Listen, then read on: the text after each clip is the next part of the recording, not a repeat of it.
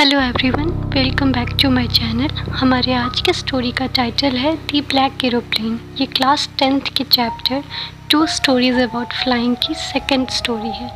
इसकी first story his first flight हम पहले ही कर चुके हैं। द ब्लैक एरोप्लेन के राइटर है Frederick Forsyth. The black aeroplane एक मिस्टीरियस स्टोरी है। इस कहानी का लेखक एक पायलट है। तो आइए फ्रेंड्स, शुरू करते हैं। एक रात वो अपना पुराना डेकोटा विमान फ्रांस के ऊपर से उड़ा रहा था। उस रात आकाश बिल्कुल साफ था। ये तारों भरी रात थी। वे अपने विमान को इंग्लैंड की तरफ ले जा रहा था। वो बहुत खुश था। वे अपने परिवार के साथ छुट्टियां मनाने के बारे में सोच रहा था। उसने जब अपने घड़ी की ओर देखा तो सुबह के 1:30 हुए थे। उसने बेतार के द्वारा पेरिस कंट्रोल को संपर्क किया।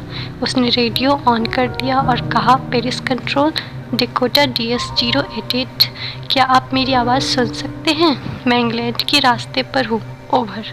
रेडियो में से आवाज़ ने उसे उत्तर दिया, DS-088, मैं तुम्हें सुन सकता हूँ। अब तुम्हें 12 डिग्री पश्चिम में मुड़ जाना चाहिए, ओवर। उसने अपने नक्शे और दिशा सूचक यंत्र की जांच की और अपने आखिरी ईंधन के टैंक को चालू किया और अपने डेकोटा को 12 डिग्री पश्चिम में मोड़ दिया। उसने सोचा कि मैं नाश्ते के समय तक पहुंच जाऊंगा, क्योंकि ये उड़ान बहुत आसान थी। जब उसने बादल की ओर देखा तो पेरिस तकरीबन 150 किलोमीटर पीछे था। अचानक से लेखक ने अपने सामने बड़े बड़े बादल देखे। वे बादल उसे काले पहाड़ों की तरह दिख रहे थे। वो जानता था कि वो इनके ऊपर से उड़ नहीं सकता। उसने सोचा कि अब वो क्या करे। उसने पेरिस वापस जाने का निर्णय लिया, लेकिन वो फिर भी इंग्लैंड, अपने होम टाउन जाना चाहता था। तो इसलिए उसने खतरा ले लिया और तूफान में अपने जहाज को डाल दिया। वो अपने विमान के बाहर कुछ नहीं देख पा रहा था। उसका पुराना विमान कूद रहा था। उसने दिशा सूचक यंत्र भी देखा, लेकिन वो खराब हो चुका था। उसने निर्देश के लिए पेरिस कंट्रोल रूम से संपर्क करने की कोशिश की, लेकिन वो नहीं कर सका, क्योंकि उसका रेडियो भी काम नहीं कर रहा था। अब उसे समझ नहीं आ रहा था कि वो तूफान में के अंदर खो गया था।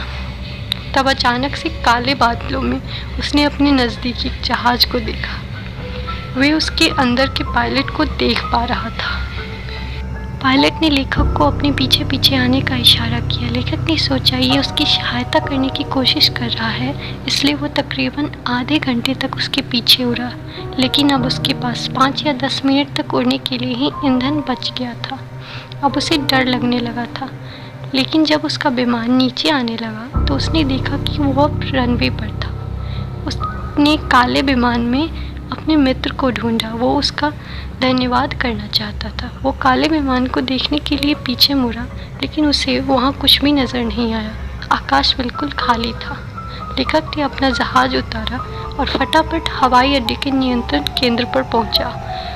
वहाँ एक महिला बैठी हुई थी। उसने उस महिला से पूछा कि वो तूफान में कहाँ फंस गया था और वो दूसरा पायलट कौन था जिसने उसकी मदद करी।